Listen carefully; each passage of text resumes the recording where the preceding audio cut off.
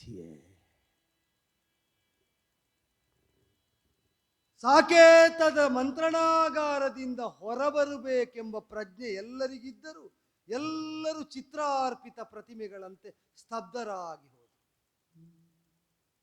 ಎದ್ದು ಗಾಂಭೀರ್ಯದ ನಡುಗೆಯಿಂದ ಮರಳಿದವನು ಅಣ್ಣ ರಾಮಚಂದ್ರನೊಬ್ಬ. ಯಾಕೋ ಬೇಡ ಬೇಡ ಅಂದ್ರು. ಇಂದ್ರಾರಿಯೇ ಮೊದಲಾದ ರಾಕ್ಷಸ ವೀರರನ್ನು ಕೊಂದು ಕೆಡಹಿ ಸೀತಾ ಸಂಪ್ರಾಪ್ತಿಯ ಕಾಲ, ಸೀತಾರಾಮ ಸಂಯೋಗದ ಕಾಲ ಮನದಲ್ಲಿ ಹಾದು ಹೋಗ್ತಾ ಉಂಟು. ಇನ್ನು ರಮ್ಯ ಕಾಲ, ಇನ್ನು ಆನಂದದಲ್ಲಿ ಓಲಾಡುವ ಕಾಲ, ಪ್ರಭು ರಾಜಾರಾಮನ ಆಳ್ವಿಕೆಯಲ್ಲಿ ಮೆರೆದಾಡುವ ಕಾಲ. ಈ ಎಲ್ಲ ಭಾವ ತುಂಬಿ ಅಲ್ವ ನಾವು ಬಂದದ್ದು. ಪುಷ್ಪಕವನ್ನೇರಿ ಬಂದದ್ದಲ್ಲ, ತೇಲಿದ್ದು ನಾವು. ರಾವಣ ವಧಾನಂತರದಲ್ಲಿ ಅಗ್ನಿಕುಂಡದಿಂದ ಎದ್ದ ಸೀತಾದೇವಿಯನ್ನು ತೊಡೆಸೋಂಕಿನಲ್ಲಿ ಕುಳ್ಳಿರಿಸಿದ ರಾಮಚಂದ್ರನ ಜೊತೆಯಲ್ಲಿ ರಾಮಪಾಳೆಯ ತೇಲಿ ಬಂದದ್ದು. ಸುದೀರ್ಘಾವಧಿಯ ಆಳ್ವಿಕೆಯ ಪ್ರತೀಕ್ಷೆಯಲ್ಲಿ ಸತ್ಪ್ರಜೆಗಳಾಗುವ ಕಾಳಜಿಯನ್ನಿರಿಸಿಕೊಂಡೇ ಬದುಕನ್ನು ಮುನ್ನಡೆಸ್ತಾ ಇರುವಾಗ ಸುಭಿಕ್ಷೆಯೇ ಸರ್ವತ್ರ ನೆಲೆಯಾಗಿದೆ ಎಂಬ ಹಂತದಲ್ಲಿ ಬಡಿದ ಬರಸಿಡಿಲಿನ ರೂಪ ಹೇಗೆ ಅಂತ ಅಣ್ಣ ಕರೆಸಿ ಆಡಿದಾಗ ಗೊತ್ತಾದದ್ದು. ಒಮ್ಮಿಂದೊಮ್ಮೆಗೆ ಮಂತ್ರನಾಗಾರಕ್ಕೆ ಅಕಾಲದಲ್ಲಿ ಕರೆ ಬಂದಾಗ ಮಂತ್ರಿ ಸುಮಂತ್ರನನ್ನೊಡಗೊಂಡು ಅನುಜರಾದ ಮೂವರು ಬಂದು ಸೇರಿದ ಕಾಲದಲ್ಲಿ ಅಸಹಜವಾದ ಗಾಂಭೀರ್ಯದಿಂದಲೇ ನೆಲನೋಟಕನಾಗಿದ್ದವನು ಆಡಿದನಲ್ಲ. ಭದ್ರನೇ ಮೊದಲಾದ ಆಪ್ತರಿಂದ ಕೇಳಿದಂತಹ ಅಪಚಾರದ ಮಾತುಗಳು, ಅಂದರೆ ರಾಜನಿಂದಾಗಿರಬಹುದಾದ ಅಪಚಾರದ ಕುರಿತಾದ ನುಡಿಗಳು ಮನಸ್ಸನ್ನು ಕೊರೀತಾ ಉಂಟು. ಅವಿಚಾರಿತವಾಗಿ ರಾವಣನಿಗೆ ವಿವಶಳಾಗಿ ಉಳಿಯಬೇಕಾಗಿ ಬಂದ ಸೀತಾದೇವಿಯನ್ನು ಹಾಗೆಯೇ ತನಗಾಗಿ ಸ್ವೀಕರಿಸಿದ ರಾಮನ ಕೃತ್ಯ ಒಂದನ್ನುಳಿದು ಮತ್ತೆಲ್ಲ ಸ್ತುತ್ಯರ್ಹವಾಗುವುದು. ಅದೊಂದು ಮಾತ್ರ ಸರ್ವಜನಪ್ರಿಯವಾದ ವರ್ತಮಾನವಾಗಿ ಸಾಕೇತದಲ್ಲಿಲ್ಲ.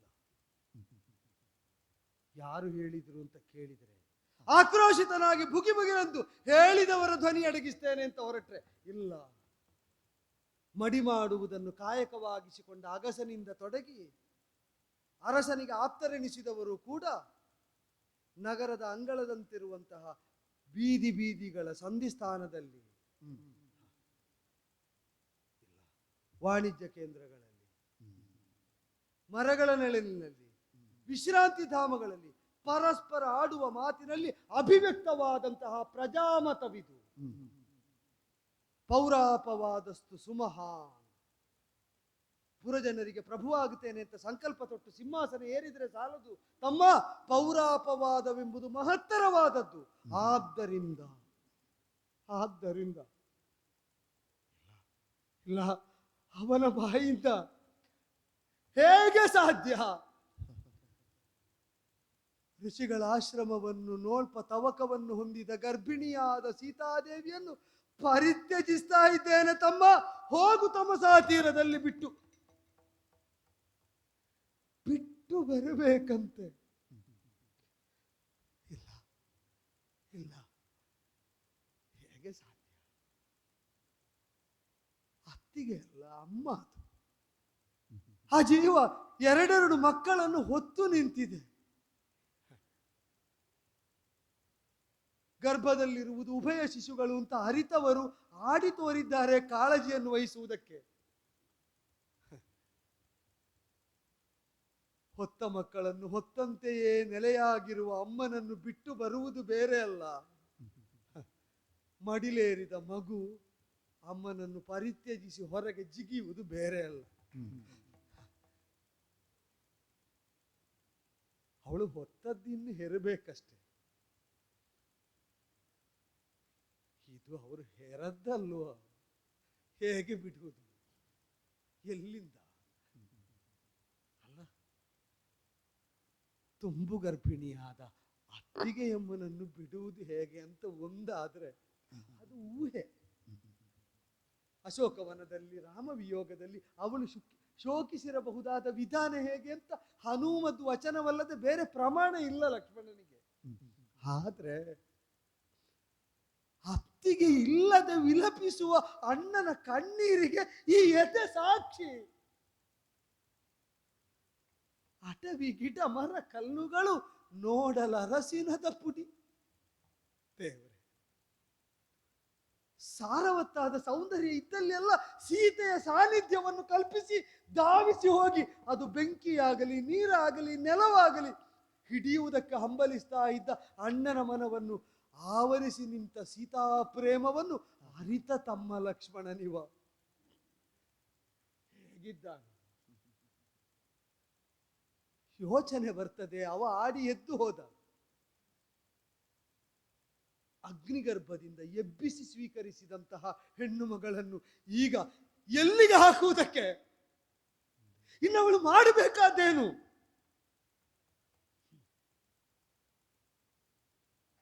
ಆಗ ಮೌನವಾಂತವನು ಮನುಕುಲಾಧೀಶರಿಗಳಿಗೆ, ಮಾನವಾಧಿಪತಿಗಳಿಗೆ ಅಪವಾದ, ಜನತೆಗೆ ಅಪವಾದ ಗಣ್ಯವಾದದ್ದು ಅಂತ ಆಡ್ತಾ ಅರೆ ಕ್ಷಣ ಮೌನವಾಂತ. ಅಣ್ಣನ ಮೌನ ಅರ್ಥ ಆಗುವುದಕ್ಕೆ ತೊಡಗಿಯೇ ಕಷ್ಟ ಆಗಿ ಹೋಯ್ತಲ್ಲ. ಈಗ ಅವ ಏನಾದ್ರೂ ಹೇಳಿದ್ರೆ ಅದನ್ನೇ ನಂಬಬಹುದಿತ್ತು. ಆ ಮೌನದಲ್ಲಿ ಒಂದು ಅರ್ಥ ಉಂಟು, ಉಳಿದವರಿಗೆ ಆಗುವುದಿಲ್ಲ, ಲಕ್ಷ್ಮಣನಿಗೆ ಆಗ್ತದೆ.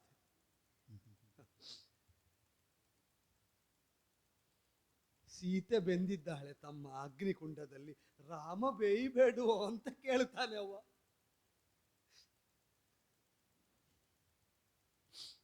ಬಹುಶಃ ಅದಕ್ಕೆ ಸೀತೆಗೂ ಕುಂಡ ನಿರ್ಮಿಸುವುದಕ್ಕೆ ಲಕ್ಷ್ಮಣನೇ ಅಗ್ನಿಯದ್ದು, ರಾಮನಿಗೂ ಕುಂಡ ನಿರ್ಮಿಸುವುದಕ್ಕೆ ಲಕ್ಷ್ಮಣನೇ. ನನ್ನ ಹಣೆ ಬರಹವೇ. ಬೇಯಲಿಕ್ಕೆ ಅವರು, ನೋಡ್ಲಿಕ್ಕೆ ನಾನು. ಹೇಗೆ ಹೇಳುವುದು? ನಡೆಯದೆ ನಿರ್ವಾಹ ಇಲ್ಲ, ಹೇಳದೆ ಗತ್ಯಂತರ ಇಲ್ಲ. ಹುಡುಕಿ ಬಂದರೆ ಉಪವನದಲ್ಲಿದ್ದಾಳೆ ಉದ್ಯಾನ ವಿಹಾರಿಣಿಯಾಗಿ. ಯಾರಾದ್ರೂ ಯಾಕೆ ಆತಂಕ ಬರ್ತಾರೆ? ರಾಮರಕ್ಷಾ ಕಕ್ಷೆಯಲ್ಲಿದ್ದವರಿಗೆ ಬದುಕಿನ ಆತಂಕದ ಕುರಿತಾಗಿ ಎಲ್ಲಿ ಅಳುಕುಳಿಯುತ್ತದೆ? ರಾಮನಿದ್ದಾನೆ, ರಾಮ ನೋಡ್ತಾನೆ.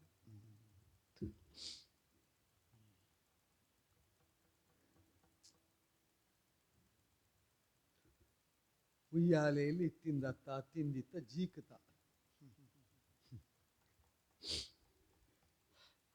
ಉಯ್ಯಾಲೆಯಾದ್ರೂ ಒಂದು ಭರವಸೆ ಹುಟ್ಟಿಸ್ತದೆ, ಹಿಂದೆ ಹೋದದ್ದಕ್ಕಿಂತ ವೇಗವಾಗಿ ಮುಂದೊತ್ತಿ ಹತ್ತಿರಕ್ಕೆ ಬರ್ತಾಳೆ ಅಂತ. ಅದರಿಂದ ಇಳಿಸಿ ದೂರ ಕಳಿಸಿದ್ರೆ ಹತ್ತಿರ ಬರ್ತಾಳೆ ಅಂತ ಭರವಸೆ ಇಲ್ಲವಲ್ಲ ವಿಧಿಯೇ. ಅವಳು ಆ ಉಯ್ಯಾಲೆಯನ್ನೇ ಕಾಮಿಸಬಹುದಾಗಿತ್ತು, ಯಾಕೆ ಕಾಲವನವನ್ನು ಕಾಮಿಸಿದಳು?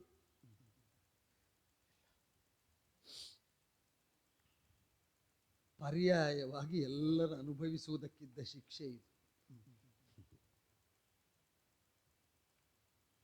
ಕುಟುಂಬದ ಹಿರಿಯನಿಗೆ ಶಿಕ್ಷೆ ಆಯಿತು ಅಂತಾದರೆ ಅಘೋಷಿತವಾಗಿ ಸರ್ವ ಸದಸ್ಯರಿಗೂ ಅದು ಶಿಕ್ಷೆಯೇ. ಸೀತೆಯನ್ನು ಬಿಡೆಂಬುದು ರಾಮ ತನಗೆ ತಾನು ವಿಧಿಸಿಕೊಂಡ ಶಿಕ್ಷೆ, ಸೀತೆಗೆ ವಿಧಿಸಿದ ಶಿಕ್ಷೆಯಲ್ಲ. ಶಿಕ್ಷೆ ಸೀತೆಗೆ ವಿಧಿಸಿದ್ದ ಹೌದಾದರೆ ದಂಡಧರನಾದವನು ಕರೆದು ಹೇಳಬೇಕು, ಅಪರಾಧ ಇದು, ಹೋಗು ನಡೆ, ಅನುಭವಿಸು ಅಂತ. ಅವಳ ಗರ್ಭಿಣಿಯ ಬಯಕೆಯನ್ನು ನೆವವಾಗಿಸಿಕೊಂಡು ಬಿಟ್ಟು ಬಾ ಅಂದದ್ಯಾಕೆ? ತನಗೆ ತಾನು ವಿಧಿಸಿದ ಶಿಕ್ಷೆ, ಅಪವಾದ ಅದಲ್ವೋ? ಸೀತೆ ಬಂದು ರಾಮನನ್ನು ಸೇರಿದ್ದು ತಪ್ಪು ಅಂತ ಹೇಳಿದ್ರೆ ಯಾರಾದ್ರೂ? ಸೀತೆ ಸೇರ್ಲಿಕ್ಕಿದ್ದ ಕೇಂದ್ರ ರಾಮನೇ. ರಾಮ ಸೀತೆಯನ್ನೊಡಗೊಂಡದ್ದು ತಪ್ಪು.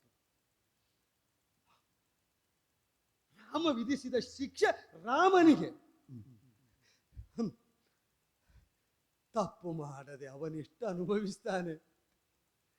ಹೇಗೆ ಹೇಳುವುದು ಅಂತ ಕಾಣುವಾಗ ಅವ ತನಗೇ ವಿಧಿಸಿಕೊಂಡ ಶಿಕ್ಷೆ ಎಷ್ಟು ದುರ್ಭರವಾದದ್ದಲ್ವಲ್ಲ ನನ್ನದು ಅಂತ ಕಾಣುವುದು. ನನ್ನ ಅತ್ತಿಗೆ ಎಂದಾದ್ರು ಅವಳು ಕೇಳಿದಂತೆ ಋಷಿಗಳ ಆಶ್ರಮದ ಸನಿಹದಲ್ಲಿ ಬಿಟ್ಟು ಬರುವುದು, ಅವಳಿಗೆ ಬೇಕಾದದ್ದನ್ನೇ ಪರ್ಯಾಯವಾಗಿ ಆದರೂ ಕೊಡುವುದು. ಆದರೆ ತನಗೆ ಬೇಕಾದದ್ದನ್ನೇ ರಾಮ ಬಿಟ್ಟು ಕೊಡ್ತಾ ಇದ್ದಾನೆ. ಆ ವೇದನೆಯ ಮುಂಭಾಗದಲ್ಲಿ ಅತ್ತಿಗೆಯದ್ದು ಅಲ್ಲ, ನನ್ನದ್ದು ಅಲ್ಲ. ಅಗ್ನಿಕುಂಡದಿಂದ ಎದ್ದು ಬಂದು ವಾಮಭಾಗದಲ್ಲಿ ಮಣಿದು ನಿಂತ ಅತ್ತಿಗೆಯನ್ನು ಕಂಡ ಅಣ್ಣನಾಡಿದ ಮಾತು, ಅನನ್ಯಾಹಿ ಮಯಾ ಸೀತಾ ಭಾಸ್ಕರೇಣ ಯಥಾಪ್ರಭ. ಸೀತಾದೇವಿ ಭಾಸ್ಕರನ ಜೊತೆಗಿನ ಕಿರಣಗಳಂತೆ ನನ್ನ ಜೊತೆಯಲ್ಲಿ ದಾಂಪತ್ಯದಲ್ಲಿ ಅನನ್ಯಳು, ಬೇರ್ಪಟ್ಟಿರುವುದಕ್ಕಿಲ್ಲ, ದೋಷಪೂರಿತಳಲ್ಲ ಅಂತ. ಕಷ್ಟ. ಲೋಕ ಬೆಳಗಲಿ ಅಂತ ಕಿರಣವನ್ನು ತನ್ನೊಡಲಿನಿಂದ ಬೇರ್ಪಟ್ಟು ಲೋಕದೆಡೆಗೆ ಕಳಿಸಿಕೊಟ್ರೆ ಆ ಕಿರಣಕ್ಕೆ ಲೋಕವನ್ನು ತಾಕಿ ಬೆಳಗಿದ ಸಾರ್ಥಕತೆಯಾದ್ರೂ ಇರ್ತದೆ. ಕಿರಣಗಳಿಲ್ಲದ ಸೂರ್ಯಮಂಡಲವನ್ನು ಕಾಣುವುದು ಹೇಗೆ ಅಂತ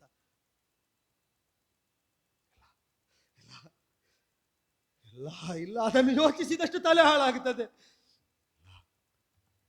ಎದುರು ಹೋಗಿ ನಿಲ್ಲದೆ ನಿರ್ವಾಹ ಇಲ್ಲ, ನಡುಕ ತೋರುವುದಕ್ಕೆ ರಾಮಶಾಸನದ ತಡೆ ಉಂಟು, ತೆರೆ ಉಂಟು. ಅಮ್ಮ ಅಮ್ಮ ವಂದಿಸಿಕೊಂಡೆ. ಒಳ್ಳೇದಾಗ್ಲಪ್ಪ, ವಂದಿಸಿಕೊಂಡೆ ಆಗಲಿ. ನಾ ಬಂದದ್ದು ತೊಂದರೆ ಆಯ್ತಾ? ಚೇ ನೀನು ಬರಬೇಕು ಅಂತಲೇ ಅಪೇಕ್ಷಿಸುವವಳು ನಾನು. ಆದ್ರೆ ನಾನು ಅಪೇಕ್ಷಿಸಲಿಲ್ಲ ಹೀಗೆ ಬರಬೇಕು ಅಂತ. ನನ್ನ ಅಪೇಕ್ಷೆ ಅಂತ ನಾ ಬಂದದ್ದು ಅಲ್ಲ.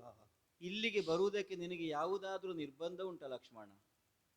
ತಾಯಿಯ ಬಳಿಗೆ ಬರುವ ಮಗನ ಹಾಗೆ ಎಷ್ಟು ಹೊತ್ತಿಗೆ ಬೇಕಾದ್ರೂ ಬರ್ಬಹುದಲ್ಲ? ನನ್ನ ಕಾಣುವುದಕ್ಕೆ ಯಾವತ್ತು ಬರಬಹುದಮ್ಮ, ಆದ್ರೆ ಇವತ್ತು ಹೀಗೆ ಈ ಹೊತ್ತು ಅಂತ ಏನು, ಯಾವ ಹೊತ್ತಿಗೂ ಬರ್ಬಹುದು ನೀನು. ಯಾವ ಹೊತ್ತು ಬರಬಹುದಾದವನಿಗೆ ಇಂಥ ಹೊತ್ತೇ ಹೋಗಬೇಕು ಅಂತ ನಿರ್ಬಂಧ ಇಲ್ವಲ್ಲ? ಅವೇಳೆಯೇ ಇಲ್ಲ ನಿನಗೆ, ಎಲ್ಲವೂ ವೇಳೆಯೇ. ಆದ್ರೆ ಇವತ್ತು ಈ ಹೊತ್ತೇ ಬರಬೇಕು ಅಂತ ನಿರ್ಬಂಧದಿಂದ ಬಂದೆ. ನಿರ್ಬಂಧ? ಹೌದು. ನಿನಗೆ? ಅಣ್ಣನದ್ದು. ಏನಂತೆ ನಮ್ಮವರಿಗೆ? ಅಮ್ಮ, ನಿನಗೆ ಇಲ್ಲಿ ಏನಾದ್ರೂ ತೊಂದರೆ ಆಗ್ತಾ ಉಂಟಾ? ಇಲ್ಲಿ ಗರ್ಭಿಣಿಯಾದ ನಿನ್ನ ಭ್ರೂಭಂಗ ಆದಾಕ್ಷಣದಲ್ಲಿ ಸೇವೆಗೆ ಕಾತರರಾದ ಪರಿಚಾರಕಿಯರಿದ್ದಾರೆ, ಸೇವಕರು ಒದಗುತ್ತಾರೆ. ಸಮ್ರಾಜ್ಞಿಯಾದ ನಿನ್ನ ಸೇವೆಗೆ ಸದಾ ತತ್ಪರರಾಗಿ ಒದಗುತ್ತಾರೆ. ಆದ್ರೂ ನಿನಗಿಲ್ಲಿ ಏನಾದ್ರೂ ತೊಂದರೆ ಆಯ್ತೇನಮ್ಮ? ಕೈಗೆ ಕಾಲಿಗೊಬ್ಬರು ಆಳುಗಳಿದ್ದಾರೆ, ಆದ್ರೂ ನನಗೆ ತೊಂದರೆ ಆಯ್ತು ಅಂತ ಹೇಳುದ ನೀನು? ಮನಸ್ಸಿಗೆ ಪ್ರಿಯವಾದಂತಹ ಪತಿ, ಪರಿವಾರ, ಸೇವಕರು, ಸಾಮ್ರಾಜ್ಞ ಎಲ್ಲ ಇರುವಾಗ್ಲು ಯಾಕೆ ಬಯಸಿದೆ ತಾಯೇ? ಯಾಕೆ ಬಯಸಿದೆ ತಾಯಿ ವಿಪಿನವ್ವ ತಾಯೇ?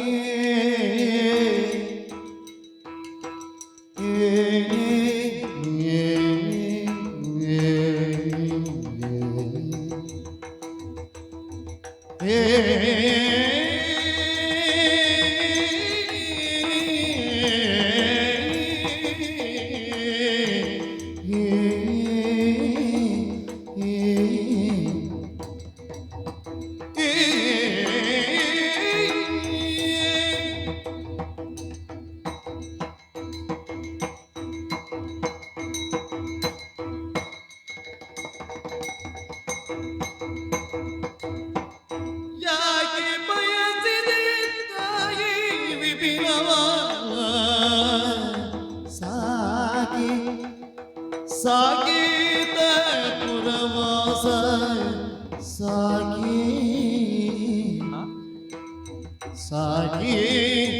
ಸಾಗೀತ ಪುರವಾಸ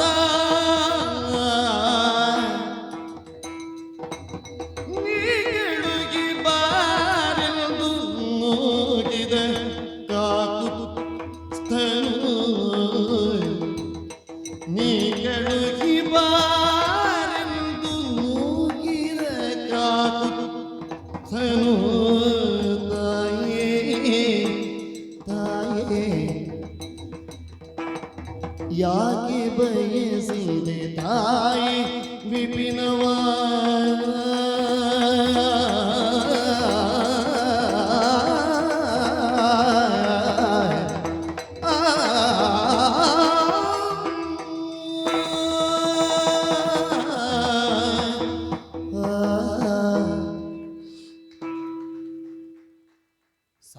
ಸಾಕೇತದಲ್ಲಿ ಏನಾದ್ರೂ ದೋಷ ಇದ್ರೆ ಹೇಳಮ್ಮ, ತಿದ್ದಿಕೊಳ್ಳುವುದಕ್ಕೆ ಪ್ರಯತ್ನ ಮಾಡ್ತೇನೆ.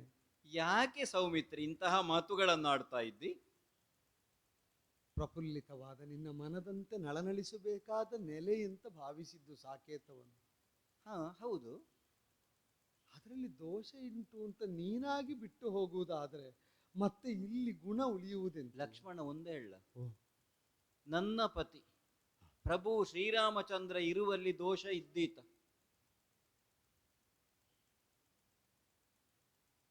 ಕತ್ತಲು ಮತ್ತು ಬೆಳಕು ಒಟ್ಟಿಗೆ ಉಂಟು ಅಂತ ಹೇಳಿದ ಹಾಗಾಯ್ತಲ್ಲ ನೀನು.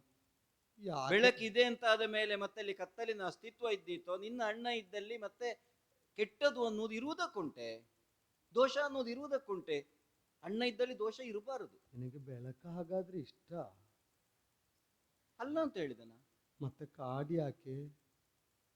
ಅಂದ್ರೆ ಯಾಕೆ ಬಯಸಿದೆ ಕಾನನ? ಕಾಡಿಗೆ ಹೋಗಬೇಕು ಅಂತ ಹಂಬಲಿಸಿದ್ಯಂತೆ. ಯಾವಾಗಿನ ಕಥೆಯನ್ನು ಯಾವಾಗ ಹೇಳ್ತಿ ಲಕ್ಷ್ಮಣ ನೀನು? ಯಾವಾಗಿನ ಕತೆ ಅಂದ್ರೆ? ಅದು ಅವತ್ತು ರಾಜ್ಯ ತ್ಯಾಗ ಮಾಡಿ ಹೊರಡುವ ಕಾಲದಲ್ಲಿ ನನ್ನವರು ಹೊರಡುವಾಗ ನಿಮ್ಮ ಜೊತೆಗೆ ನಾನೂ ಬರ್ತೇನೆ ಅಂತ ಹೊರಟ ಕಥೆ ಅಲ್ವ ನೀನು ಹೇಳುವುದೀಗ?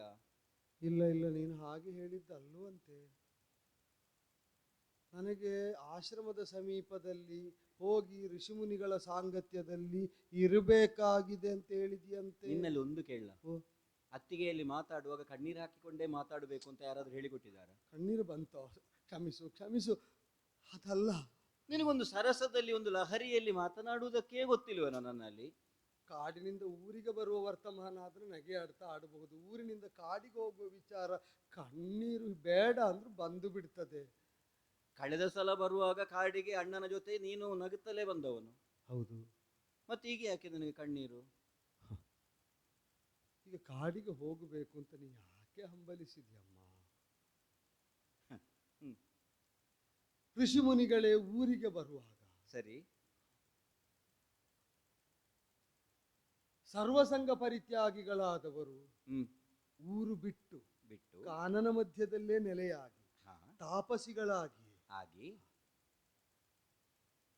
ವಿರಕ್ತರಲ್ಲಿ ಭಗವಂತನಿಗೆ ಮಾತ್ರ ಅನುರಕ್ತಿ ಇರಬೇಕಾದದ್ದೆಂಬ ಭಾವದಿಂದ ಇದ್ದವರು ಕೂಡ ರಾಮ ಇದ್ದ ನೆಲೆ ಸಾಕೇತ ಅಂತ ಅರಿತು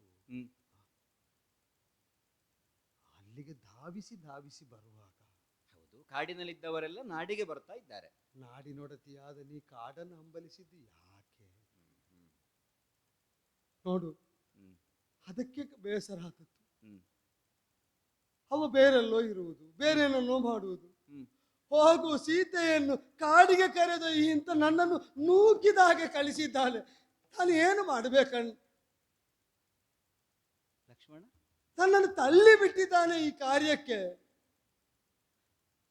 ಸಾಕೇತದಿಂದ ಕಾಡಿಗೊಯ್ಯಬೇಕಂತೆ, ಆಶ್ರಮವಾಸಿಗಳ ಜೊತೆಯಲ್ಲಿ ನೀ ಇರುವುದಕ್ಕೆ ಅನುವು ಮಾಡಿಕೊಡ್ಬೇಕಂತೆ. ಏನು ಆಡುತ್ತಿ ಅಂತ ನನಗೆ ಪ್ರಾರಂಭಕ್ಕೆ ಗೊತ್ತೇ ಆಗ್ಲಿಲ್ಲ ನಿಜವಾಗಿ. ನೀನು ಯಾವಾಗ ಹೇಳಿದ್ದಿದನ್ನು ಅಣ್ಣನಲ್ಲಿ? ನಾನು ಹೇಳಿ ಹೆಚ್ಚು ದಿನವೇ ಆಗ್ಲಿಲ್ಲ, ಇಷ್ಟು ಬೇಗ ನಿನಗೆ ಗೊತ್ತಾಗಿ ಕಳುಹಿಸುವ ವ್ಯವಸ್ಥೆ ಮಾಡಿ ಆಯ್ತಾ? ಅಲ್ಲ, ಅದು ತ್ವರೆಯಿಂದಾಗಬೇಕಾದ ಕಾರ್ಯ ಅಂತ ನನ್ನನ್ನು ಅದಕ್ಕೆ ತಳ್ಳಿ ಬಿಟ್ಟನಮ್ಮ. ನಿನ್ನೆ ರಾತ್ರಿ ಆಡಿದ್ದು ಇವತ್ತು ಬೆಳಿಗ್ಗೆ ನಿನ್ನನ್ನು ಕರೆದು ನನ್ನವರು ಹೇಳಿ ಆಯ್ತಲ್ವಾ? ಆಗಬೇಕಾದದ್ದನ್ನು ಆಗಗೊಡುವಲ್ಲಿ ತಡ ಮಾಡುವವನಲ್ಲ ರಾಮ, ಅದು ನಿನಗೂ ತಿಳಿದದ್ದೇ. ಲಕ್ಷ್ಮಣ, ಭೂಕಂಪವೇ ಆಗಿ ಹೋಯಿತು ಅಥವಾ ಏನೋ ಇನ್ನು ಮುಂದೆ ಸಾಕೇತದಲ್ಲಿ ಉಲ್ಲೋಲ ಕಲ್ಲೋಲವೇ ಆಗಿ ಬಿಡ್ತದೆ ಅನ್ನುವ ಭಾವದಿಂದ ಮಾತನಾಡ್ತಾ ಇದ್ದಿ. ನಿನ್ನಲ್ಲಿ ಒಂದೇ ಹೇಳ, ಏನಾಗ್ಲಿಲ್ವೋ? ಈಗ ಸಾಕೇತವನ್ನು ಬಿಟ್ಟು ಕಾಡಿಗೆ ಶಾಶ್ವತವಾಗಿ ಹೋಗಿ ನಾನು ಇರ್ತೇನೆ ಅಂತ ನನ್ನವರಲ್ಲಿ ಹೇಳಿದ್ದು ಅಂತ ಹೇಳಿದರ? ನನಗೆ ಕಾಡಿಗೆ ಕರೆದೊಯ್ಯಬೇಕು ಅಂದ, ಮತ್ತೆ ಎಂತಹ ಅಪೇಕ್ಷೆಯನ್ನು ವ್ಯಕ್ತಪಡಿಸಿದ್ದೆ ಗೊತ್ತೇ ನಾನು ನನ್ನವರಲ್ಲಿ? ಏನ್ ಹೇಳಿದ್ಯಮ್ಮ? ಕಾಡಿನಲ್ಲಿರುವಂತಹ ಋಷಿಗಳೆಲ್ಲ ನಾಡಿಗೆ ಬರ್ತಾರೆ, ನಾಡಿಗೆ ಬಂದು ನನ್ನವರ ಕಾಲಿಗಡ್ಡ ಬೀಳ್ತಾರೆ. ಅದಕ್ಕೆ ಮೊದಲೇ ನನ್ನವರೇ ಹೋಗಿ ಅವರಿಗೆ ನಮಸ್ಕರಿಸ್ತಾರೆ. ಆದ್ರೂ ಯಾವುದೋ ಭಕ್ತಿ ಭಾವದಿಂದ ನೋಡಿ ರಾಮದರ್ಶನ ಆಗಬೇಕು ಅಂತ ಬರ್ತಾರೆ, ನಿಜ. ಕಂಡಲ್ಲಿಗೆ ಕಾಡೇ ಬರ್ತದ ಸಾಕೇತಕ್ಕೆ? ಅದೇ ನಿನಗೆ ಕಾಡು ಯಾಕೆ ಬೇಕು, ಋಷಿಗಳು ಮಾತ್ರ ಸಾಕಾದ್ರೆ ಅಂತ ನನ್ನಲ್ಲಿ ಪ್ರಶ್ನೆ ಇದ್ದದ್ದು. ಲಕ್ಷ್ಮಣ, ನಿತ್ಯವೂ ಪನ್ನೀರೋ ಸುಗಂಧ ದ್ರವ್ಯವೋ ಮಿಶ್ರಿತವಾದಂತಹ ನೀರಿನಲ್ಲೇ ಸ್ನಾನ ಮಾಡಿದರು ಗಂಗಾ ನದಿಯಲ್ಲಿ ಸ್ನಾನ ಮಾಡಬೇಕು ಅನ್ನೋ ಅಪೇಕ್ಷೆ ಹುಟ್ಟುವುದು ಯಾಕೆ? ನಿನ್ನ ಮನೆಯಲ್ಲಿ ಪನ್ನೀರು ಮಿಶ್ರಿತವಾದ ಸ್ನಾನ ನೀರು ಉಂಟಲ್ಲ, ಮತ್ತೆ ಯಾಕೆ ಗಂಗಾ ನದಿ ಅಂತ ಕೇಳಲಿಕ್ಕುಂಟ? ಇದು ವಾಸನೆ ಹೆಚ್ಚಿಸುವುದು, ಅದು ವಾಸನೆ ಕಳೆಯುವುದು ಅದಕ್ಕೆ. ಹೌದಾ? ಮತ್ತೆ ಕಾಡಿಗೆ ಯಾಕೆ ಹೋಗ್ತಿ ತಾಯಿ ಅಂತ ಯಾಕೆ ನನ್ನಲ್ಲಿ ಕೇಳ್ತಿ ಮಗು? ಓ, ಈಗ ಇದಕ್ಕದು ಉತ್ತರವ? ನಿನ್ನಲ್ಲಿ ಹೀಗೆ ಮಾತಾಡ್ಬೇಕಷ್ಟೇ. ನಿನಗೆ ಹೇಗೆ ಬೇಕೋ ಹಾಗೆ ಮಾತಾಡುವ ಅಂತ ಹೊರಟ್ರೆ ನೀನು ನನಗೆ ಬೇಕಾದಂತೆ ನಿನ್ನ ಮಾತನ್ನು. ಲಕ್ಷ್ಮಣ, ಕಾಡಿನಲ್ಲಿ ಯಜ್ಞಯಾಗಾದಿಗಳನ್ನು ಮಾಡುತ್ತಾರೆ. ಹೌದು. ಹೌದಾ? ಹೌದು. ವೇದ ಮಂತ್ರಗಳ ಘೋಷ ಮಾತ್ರವಲ್ಲ, ಮುನಿಗಳನ್ನು ಕಂಡು ಅವರ ಕಾಲಿಗೆ ನಮಸ್ಕರಿಸುವುದು, ಆ ಹೋಮದ ಧೂಮವನ್ನು ಅಗ್ರಾಣಿಸುವುದು, ಅಲ್ಲಿಯೇ ಹರಿಯುತ್ತಿರುವಂತಹ ಪವಿತ್ರವಾದ ನದಿಯಲ್ಲಿ ಮಿಂದು ಪೂತರಾಗುವುದು, ಇದೆಲ್ಲವನ್ನು ಅನುಭವಿಸಬೇಕು ಅಂತಾದ್ರೆ ನಾವು ವನವಾಸಿಗಳೇ ಆಗಬೇಕಲ್ಲ. ಸಹಜವಾದ ಸೌಂದರ್ಯವನ್ನು ಕಾಣುವುದಕ್ಕೆ, ಸಹಜವಾದ ಸುಖವನ್ನು ಅನುಭವಿಸುವುದಕ್ಕೆ ನಾವು ಕಾಡಿಗೆ ಹೋಗಬೇಕಲ್ಲ. ಹೋಗಲೇಬೇಕಾ? ನನ್ನ ಸ್ಥಿತಿ ಏನು ಅಂತ ನಿನಗೆ ಗೊತ್ತಲ್ಲ. ಅಯೋಧ್ಯೆಯ ಅಂತಃಪುರದಲ್ಲಿ ಏಕಕಾಲಕ್ಕೆ 4 ತೊಟ್ಟಿಲುಗಳನ್ನು ಕಟ್ಟುವಂತಹ ಸನ್ನಿವೇಶ ಬಂದೊದಗಿದೆ. ಉಳಿದವರಿಗೆ ಯಾವ ಅಪೇಕ್ಷೆ ಅಂತ ನನಗೆ ಗೊತ್ತಿಲ್ಲ, ಆದ್ರೆ ನನಗೆ ಅಂಥದ್ದು ಸಹಜವಾಗಿ ಹುಟ್ಟಿತು ಅಲ್ಲ. ಈಗ ನನ್ನನ್ನು ಕರ್ಕೊಂಡು ಹೋಗ್ಬೇಕು ಅಂತ ನನ್ನವರು ಹೇಳಿದ್ರ ಲಕ್ಷ್ಮಣ? ನನ್ನನ್ನು ಕರ್ಕೊಂಡು ಹೋಗ್ಬೇಕು ಅಂತ ನನ್ನವರು ಹೇಳಿದ್ರ? ಆದ್ರೆ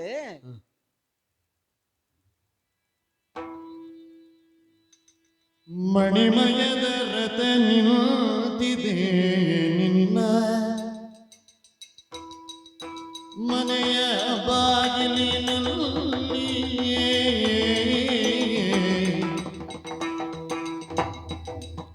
ತಾಯೇ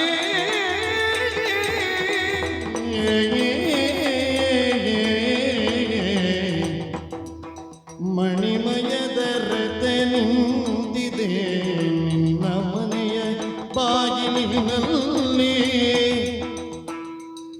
ಬೇಗದಿ ದಣಿವ ಕಾಣದೆ ಮನವ ಸೇವ ಬೆಲೆ ಮುದ ಮಣಿದ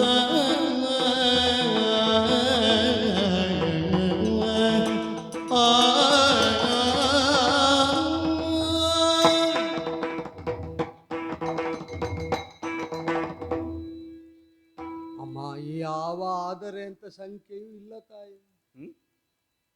ಅದು ಅಲ್ಲಿ ನೋಡು, ಮಣಿಮಯ ಬರುತ್ತ ಸಿದ್ಧಾಗಿ ಬಂದಿದೆ. ಹೊರಗೆ ನೋಡಿದರೆ ಕಾಣುತ್ತದೆ.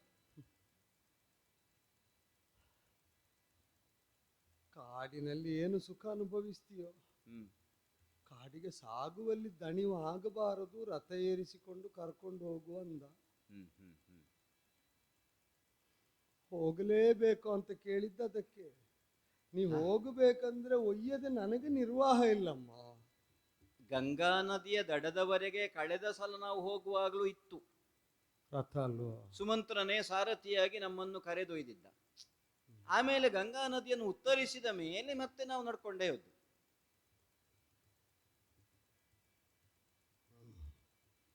ಮತ್ತು ನಾವು ರಥದಲ್ಲೇ ಇದ್ದೆವು. ಹೌದು. ರಾಮ ಮನೋರಥದಲ್ಲಿ. ಹೌದು. ಇದು ಹಾಗೆ ಅಮ್ಮ. ಇದು ಹಾಗೆ ಅಂದ್ರೆ ರಾಮ ಮನೋರಥದಲ್ಲಿ ಇಲ್ಲಿಂದ ಕಾಡಿಗೆ ಹೋಗುವುದಕ್ಕೆ ಮಣಿಮಯ ರಥ. ಅದು ಗೊತ್ತಾಯ್ತು. ಅವರು ಹೇಳದೇ ಇದ್ರೆ ನಾನು ಹೋಗುವುದಕ್ಕಿಲ್ಲ, ನೀನು ಕರೆದೊಯ್ಯುವುದಕ್ಕೂ ಇಲ್ಲ. ಹೌದು. ಆದ್ದರಿಂದ ಹೋಗಬೇಕಾದ್ರೆ ಸಿದ್ಧಳಾಗಮ್ಮ. ಹೋಗಬೇಕಾದ್ರೆ ಅಂತ ನೀನು ಹೇಳುವುದಕ್ಕೆ ಇಲ್ಲ. ಹೋಗಬೇಕು ಅನ್ನೋ ಅಪೇಕ್ಷೆಯನ್ನು ನನ್ನವರಲ್ಲಿ ನಾನು ವ್ಯಕ್ತಪಡಿಸಿದ್ದೆ. ಹೋಗಲೇಬೇಕು ಅಂತ. ಆಯ್ತಮ್ಮ, ಆಯ್ತು. ಈಗ ಸಾರಥಿಯಾಗಿ ನೀನು ಹೌದು ಕರೆದೊಯ್ಯುವುದಕ್ಕೆ. ಹೌದು. ನೀವೇನಮ್ಮ ಅಲ್ಲಿ ನೋಡುವುದು? ಅಲ್ಲ, ರಥ ಬರಿದಾಗಿ ಉಂಟಲ್ಲ. ಜಾಣನಿಲ್ಲಿ ಕಾಣನಲ್ಲ ಪ್ರಾಣಕಾಂತ ಬರುವನಲ್ಲ,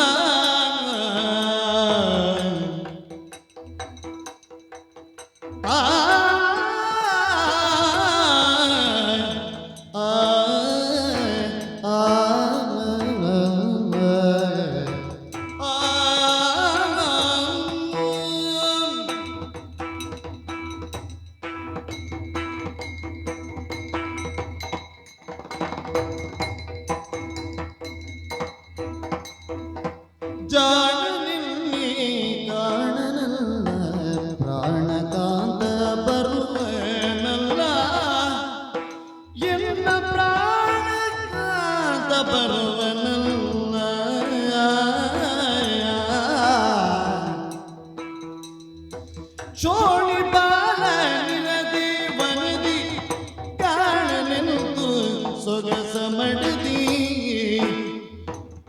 ಶೋಣಿಪಾಲನಿರದೆ ವನದಿ ಕಾಣಲೆಂದು ಸೊಗಸ ಮಡದಿ ಜಾಣನೆನ್ನು ಕಾಣಲೆಲ್ಲ ಪ್ರಾಣಗಂಧ ಬರುವ ನನ್ನ ಶೋಣಿಪಾಲನಿರದೆ ವನದಿ ಕಾಣಲೆಂದು ಸೊಗಸ ಮಡದಿ ಜಾಣನೆಲ್ಲಿ ಕಾಣಲೆಲ್ಲ ಪ್ರಾಣಕಾಂತ ಬರುವನಲ್ಲ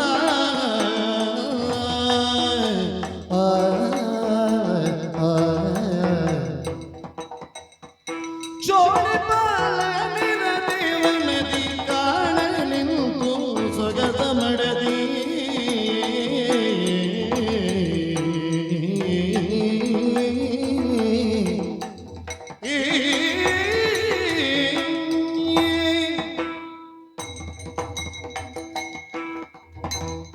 ಸೌಮಿತ್ರಿ, ಅತ್ತಿಗೆ ಯಾಕೆ ಹೀಗಾಯಿತು ಅಂತ ನನಗೆ ಅರ್ಥ ಆಗುವುದಿಲ್ಲ. ನೀನೇ ಹೇಳಿದಂತೆ ಆಗ್ತಾ ಇರುವಾಗ ಯಾಕಾಯಿತು ಅಂತ ಕೇಳಿದ್ರೆ ನನ್ನಂತವರು ಏನು ಹೇಳಲಿಕ್ಕೆ? ಎಷ್ಟೋ ಸಲ ನನಗೆ ಅರಿವಾಗದೇ ಇರುವುದು ನಿನಗೆ ಅರಿವಾಗುತ್ತದೆ. ಕಾಡಿನ ಕಡೆಗೆ ಹೋಗಬೇಕು ಅಂತ ನಾನು ನನ್ನವರಲ್ಲಿ ಹೇಳಿದ್ದು, ಅಂದ್ರೆ ನಿನ್ನ ಅಣ್ಣನಲ್ಲಿ ಹೇಳಿದ್ದು. ನಾನು ಮತ್ತೊಮ್ಮೆ ಹಳೆಯದನ್ನೇ ನೆನಪಿಸಿಕೊಳ್ತೇನೆ. ಹಳೆಯದನ್ನೇ ಹೌದಾ? ನಮ್ಮ ಅಯೋಧ್ಯೆಯಿಂದ ನಿನ್ನ ಅಣ್ಣ ಹೊರಡುವ ಸನ್ನಿವೇಶ. ಕಾಡಿಗೆ ಹೋಗ್ತೇನೆ ಸೀತಾ ಅಂತ ಹೇಳುವಾಗ ನಾನು ಏನೇ ಹೇಳಿದ್ದೆ ಅಣ್ಣನಲ್ಲಿ? ಹೆಂಡತಿಯಾದವಳು ಗಂಡನನ್ನು ಬಿಟ್ಟಿರುವ ಕ್ರಮವೇ ಇಲ್ಲ, ನೆರಳಿನ ಹಾಗೆ ಹೋಗಬೇಕು, ಗಂಡನನ್ನು ಅನುಸರಿಸಿಕೊಂಡು ಹೋಗಬೇಕಾದ್ದೇ ಪತ್ನಿಯಾದವಳ ಧರ್ಮ. ರಘುವೀರ ನೀನೆನ್ನ ಅಗಲಿ ಹೋಗುವೆಯ.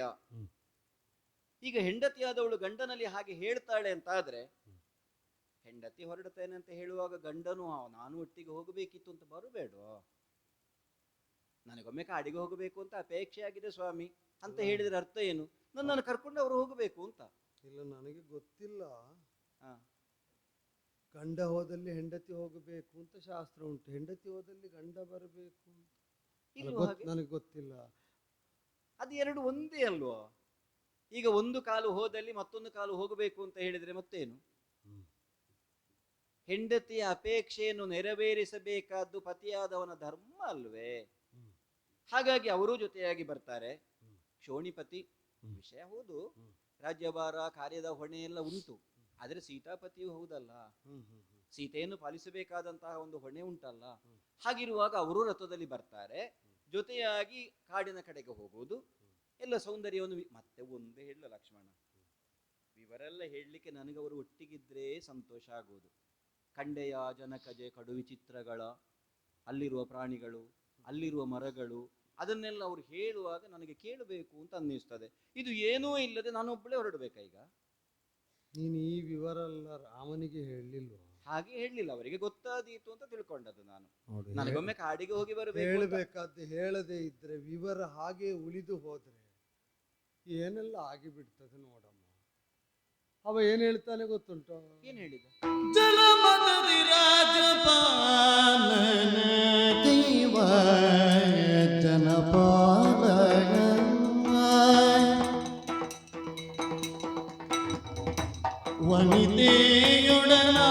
ವನಿತೆಯೊಡನಾಡುವರೆ ಕ್ಷಣವಿಲ್ಲ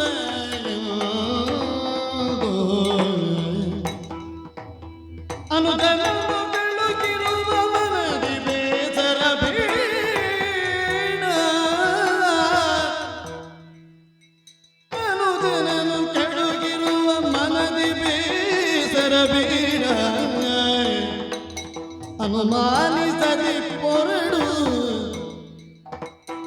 ಜನನಿ ನೀನೆಂದು, ಅನುಮಾನಿಸದೆ ಪೊರಡು ಜನನಿ ಇಂದು. ಜನಮದರಿ ರಾಜ್ಯಪಾಲನೆಗೈವ ಜನಪಾಲ ವನಿತೆಯೊಡನಾಡುವರಿ ಕ್ಷಣವಿಲ್ಲವೆಂದು ಜನನಿ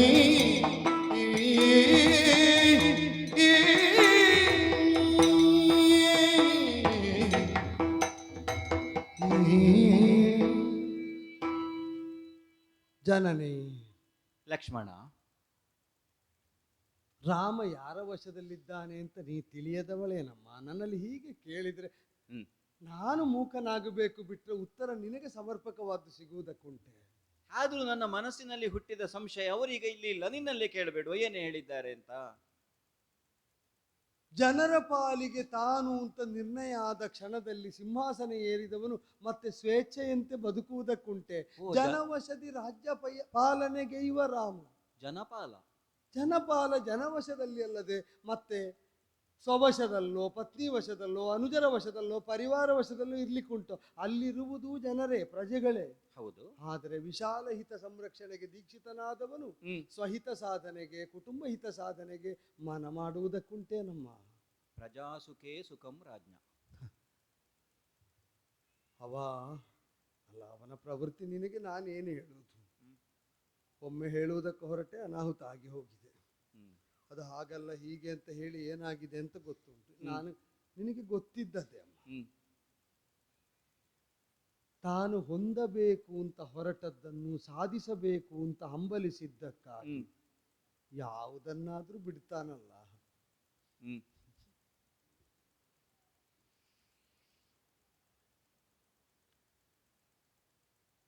ಯಾವುದನ್ನು ಬಿಡುವುದಕ್ಕೂ ಹೇಸದಂತಹ ಅವನು ಈಗ ಅತ್ಯಂತ ಗಂಭೀರವಾಗಿ ತೊಡಗಿಸಿಕೊಂಡದ್ದು ರಾಜ್ಯಪಾಲನೆಯತ್ತಲ್ವ.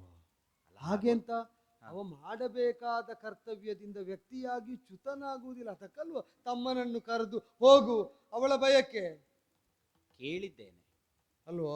ಒಂದು ಕಾಲದಲ್ಲಿ ಚಿತ್ರಕೂಟದಲ್ಲಿ ನಾವಿರುವಾಗ ವಿಧ ವಿಧದಿಂದ ಅನುನಯಿಸಿ ರಾಜ್ಯಕ್ಕೆ ಬರಬೇಕು ಅಂತ ಭರತ ಕೇಳುವಾಗಲೂ ಮೃದುವಾಗಿ ಉತ್ತರ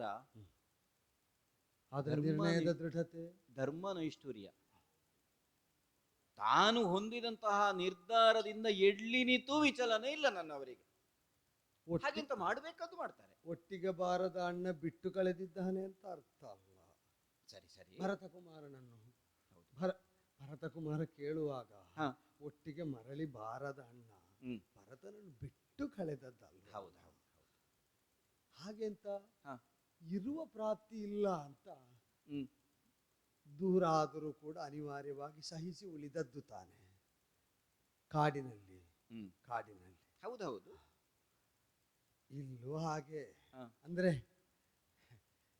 ನೀ ಹೋಗಬೇಕು ಅಂದೆ, ಅವ ಇಲ್ಲಿ ಇರಬೇಕಾದವನು ಅಂತ ನಿಂದ. ಆದ್ದರಿಂದ ಮಾತ್ರ ಅಲ್ಲ, ಅವ ಹೇಳುವಾಗ ನಿಮ್ಮ ಜೊತೆಯಲ್ಲಿ ಹೋಗಬೇಕು ಅಂತ ಬಹುಶಃ ಅಮ್ಮ ಹೇಳಿದ್ದಿಲ್ಲ. ಅದೊಂದು ಮಾತು ಬರ್ಲಿಲ್ಲ ನನ್ನ ಬಾಯಿಯಲ್ಲಿ. ಅಯ್ಯೋ, ಅಂದ್ರೆ ನನಗೆ ಕಾಡಿಗೆ ಹೋಗಬೇಕಿತ್ತು, ಒಮ್ಮೆ ಅಲ್ಲಿ ಹೋಗಿ ಮುನಿವಧುಗಳನ್ನು ನೋಡಬೇಕು, ಹೋಮಧೂಮ ಇದನ್ನು ಹೇಳಿದ್ದು ಬಿಟ್ರೆ ಜೊತೆಯಾಗಿ ಹೋಗುವ ಅಂತ ನಾನು ಧ್ವನಿಯಲ್ಲಿ ಹೇಳಲಿಲ್ಲ. ನನ್ನ ಮನಸ್ಸಿನೊಳಗಿತ್ತದು ಒಟ್ಟಿಗೆ ಹೋಗುದು ಅಂತ. ಒಂದು ಶಬ್ದ, ಒಂದು ಅಕ್ಷರ, ಒಂದು ಬಿಂದು, ಒಂದು ವಿಸರ್ಗ ರಾಮ ಮಾತಾಡುವಾಗ ಹೆಚ್ಚು ಅಂತ ಕಾಣುವುದಿಲ್ಲ, ಕಡಿಮೆ ಅಂತ ತೋರುವುದಿಲ್ಲ. ಅವನಲ್ಲಿ ಹೇಳಬೇಕಾದ ನಿರ್ಣಾಯಕ ಒಂದು ವಾಕ್ಯಕ್ಕೆ ಕೊರತೆ ಆದರೂ ಅದು ನಷ್ಟವೇ ಅಮ್ಮ. ಆದ್ರಿಂದಲೇ ಬಹುಶಃ ತಾನು ಹೋಗಬೇಕು ಅಂತ ಹೇಳಿದವಳನ್ನು ಕಳಿಸು, ಹೋಗು ಹೋಗು, ಅವಳು ಹೋಗಬೇಕಾದಲ್ಲಿಗೆ ಅವಳನ್ನು ಸೇರಿಸು ಅಂತ ಕಳಿಸಿದ್ದಾನೆ. ಈಗ ನಾ ಬಂದು ನಿಂತಿದ್ದೇನೆ. ಅಂದ್ರೆ ನನ್ನನ್ನು ಕರೆದೊಯ್ಯುವುದಕ್ಕೆ ಸಿದ್ಧನಾಗಿ ಬಂದವ ನೀನು. ಹೌದು. ಈಗ ನನ್ನನ್ನು ಹೋಗು ಅಂತ ಹೇಳಿದಾರಲ್ಲ. ಹಾಗೆ ಹೇಳಿದ್ದು. ಸೀತೆ ಹೋಗ್ಲಿ ಅಂತ ಹೇಳಿದ್ದಾರಲ್ಲ. ಅಲ್ಲ, ನಾನು ಅವರ ಹತ್ರ ಹೋಗಿ ಮಾತಾಡಿ ಬರಬೇಕಾ ಅಂತ ಹಾಗೆ ಕೇಳಿದ್ದೆ ನಾನು. ಒಮ್ಮೆ ಹೇಳಿದ ಮೇಲೆ ಅದರ ಬಗ್ಗೆ ಮರಳಿ ಪ್ರಶ್ನಿಸುವುದು ಅಣ್ಣನಿಗೆ ಇಷ್ಟಾಗದ ಪ್ರವೃತ್ತಿ. ಕೆಲವು ಸಲ ಹಾಗ ಆಗ್ತದೆ. ನಾನು ಹೇಳಿ ಆಗಿದೆ, ಮತ್ತೆ ನನ್ನ ಬಳಿಗೆ ಯಾಕೆ ಬಂದೆ ಅಂತ ಕೇಳಿದ್ರೂ ಕಷ್ಟವೇ ಅಲ್ಲ. ನೀನು ಎರಡೆರಡು ಸಲ ಕೇಳ್ತಾ ಇದ್ದೆ, ಹಾಗಾಗಿ ನೀನು ಹೋಗುದು ಬೇಡ ಅಂತ ಹೇಳಿದ್ರು ಕಷ್ಟವೇ. ಯಾಕಂದ್ರೆ ಅವರದ್ದೊಂದೇ ಮಾತು, ಒಂದೇ ಭಾಷೆ. ಸೀತೆಯ ಬಯಕೆ ಉಳಿದಿತ್ತ, ನೀ ನನ್ನನ್ನು ಕಾಣಕೂಡದು ಅಂತ ಆಡಿದ್ದಾನೆ. ನಾನು ಅವನನ್ನು ಮರಳಿ ನೋಡುವಂತಿಲ್ಲ. ಕಾಡಕೂಡದು ಅಂತ ಹೇಳಿದರ? ಸೀತೆಯ ಬಯಕೆ ಉಳಿಯುವಾಗ ನೀನು ನನ್ನನ್ನು ಕಾಣಕೂಡದು ಅಂತ ಅಣ್ಣ ನನಗೆ ಹೇಳಿದ್ದು. ನಾನು ಹೇಗೆ ಮರಳಿ ಅವನನ್ನು ನೋಡ್ಲಿಕ್ಕೆ ಹೋಗುವುದು? ಹಾಗಿದ್ರೆ ಬೇಡ. ನೀನೇ ನನ್ನನ್ನು ಕರೆಯುವುದಕ್ಕೆ ಸಿದ್ಧನಾದವ ಅಂತಾದ ಮೇಲೆ ಜನನೀ ಅಂತ ಆಡಿದೆ. ಹೌದು. ಇದು ತಡ ಮಾಡುವುದು ಬೇಡ. ಹಾಗಾದ್ರೆ ಹೊರಟಿಯಾ? ಹೊರಡುವುದಾ? ಹೊರಟೇ ಬಿಡುವುದಾ? ಸಿದ್ಧಳಾಗುತ್ತೇನೆ. ಆಗಲಿ ಆಗಲಿ ಆಗಲಿ ಆಗಲಿ. ಎನಲು ವೈದೇಹಿ ರಘುರಾಮ ನಡೆಯೋ ಸ್ಮರಿಸಿ ಮನೆಯ ದೇವರಿಗೆರಗಿ ಹಿರಿಯರಿಗೆ ತಲೆವಾಗಿ ಮುನಿ ವಧುಗಳಿಗೆ ಕಾಣಿಕೆಯ ಕೈಗೊಂಡು ಪರಿಜನರ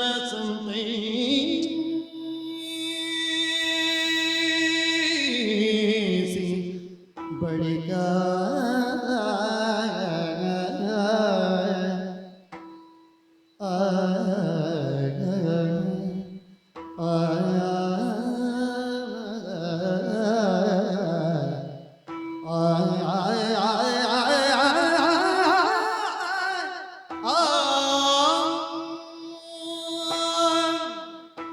ನೀನಾಡಿದ ಮಾತೆ ನನ್ನ ಪತಿಯ ಆಜ್ಞೆ ಅವರ ನಾಲಿಗೆಯಾಗಿ ನೀನು ಹೇಳಿದ್ದು ಅಂತ ತಿಳಿದೆ ಲಕ್ಷ್ಮಣ. ಆದ್ರೆ ಒಂದು ನನ್ನದೇನಿಲ್ಲಮ್ಮ, ಅವರು ಗೊತ್ತಾಯ್ತು. ಹೇಳಿದ್ದೇ ಅಲ್ಲ, ಇರುವುದು. ಗೊತ್ತಾಯ್ತು ಗೊತ್ತಾಯ್ತು. ಹೌದು. ನೀನೇ ನೀನಾಗಿ ಯಾವುದನ್ನೂ ಮಾಡುವುದಕ್ಕಿಲ್ಲ ಲಕ್ಷ್ಮಣ. ಓ, ನಾನು ಅವರ ಬಳಿಗೆ ಹೋಗದೇ ಇದ್ರು ಆ. ಇಲ್ಲಿಂದಲೇ ನನ್ನವರ ಪಾದಗಳಿಗೊಂದು ನಮಸ್ಕಾರ ಮನಸ್ಸಿನಲ್ಲಾದ್ರೂ ಮಾಡಬೇಕಲ್ಲ. ಹ್ಮ್. ಸೀತಾಪತಿ ಅಲ್ಲ ಈ ಕ್ಷಣ ಅಂತ ಹೇಳಿದೆ ನೀನು. ಅಲ್ಲ ಹಾಗೆ ಹೇಳಿದನು, ಜನಪತಿಯಾಗಿ ಅಂದೆ. ನಾವು ಹೀಗೆ ಹೇಳುವ, ಹೇಗೆ? ಜನಪತಿಯೂ ಅಲ್ಲ ಸೀತಾಪತಿಯೂ ಅಲ್ಲ, ರಘುಪತಿ ಅಂತ. ಆ, ಒಳ್ಳೇದು ಒಳ್ಳೇದು ಅಲ್ವೇ? ಒಳ್ಳೇದು. ಅಂದ್ರೆ ಆ. ತನ್ನಲ್ಲಿ ಏನೂ ಇಲ್ಲದಿದ್ರು ತನ್ನ ಬಳಿಗೆ ಬಂದವರಿಗೆ ಕೊಡುವುದಕ್ಕಾಗಿ ಏನು ಮಾಡುವುದಕ್ಕೂ ಸಿದ್ಧನಾದವ ಅಂತೆ ರಘು. ತಾನು ಬರಿದಾದ್ರೂ ಬೇಡಿದವರನ್ನು ತುಂಬಿಸುವವ. ಹೌದು, ತನ್ನಲ್ಲಿ ಇಲ್ಲದಿದ್ರು ಹ್ಮ್.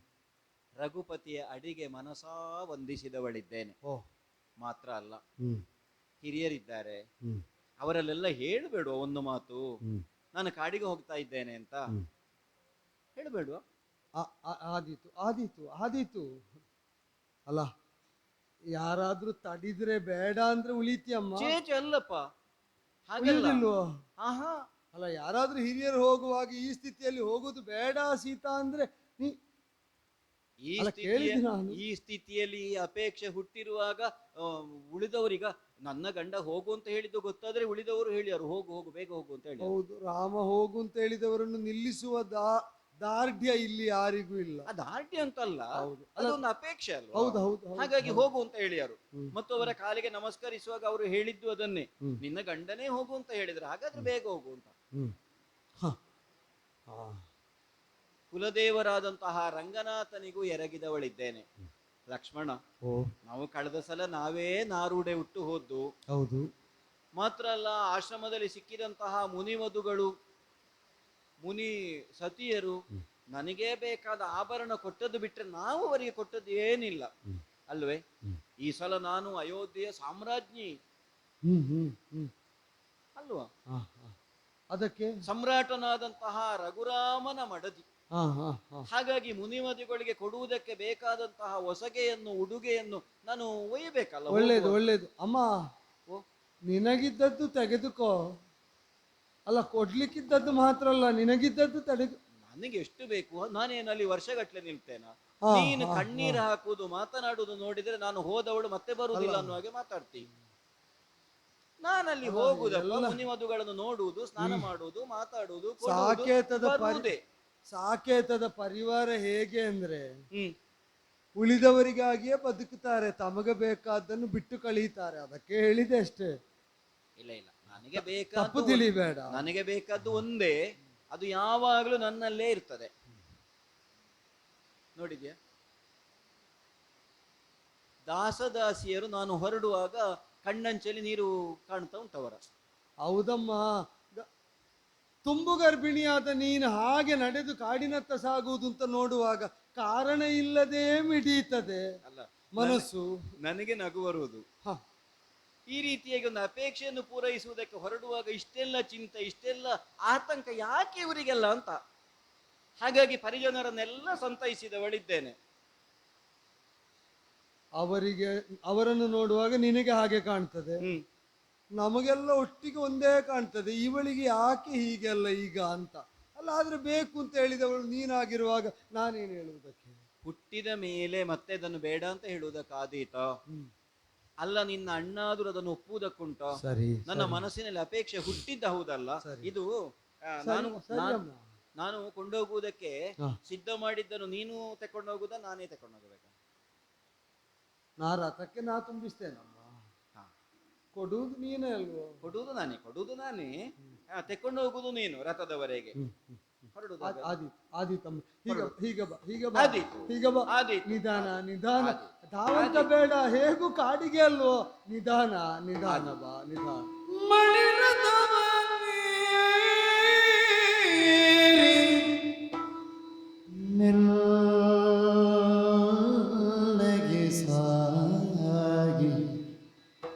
ನಿಧಾನಕ್ಕೇರಮ್ಮ, ನಿಧಾನಕ್ಕೇರು. ಮೆಲ್ಲಗೆ ಸಾಗಿ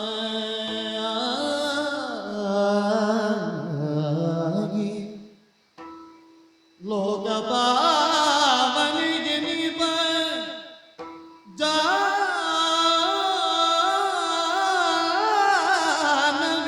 ಬಡಿಸಾರಿ ಭಕ್ತಿಯಲಿ ಲೋಕಪಾವನಿಗೆ ನಿಬ ಜಾನವಿಯ ಬಡಿಸಾರಿ ಭಕ್ತಿಯಲಿ ಮಣಿದು ಭಾಗೀರಥಿಯನು ತರಿಸಿ ಕಾನನದಿ ಮತ್ತೆ ನಡೆಯುತ್ತಿರಲು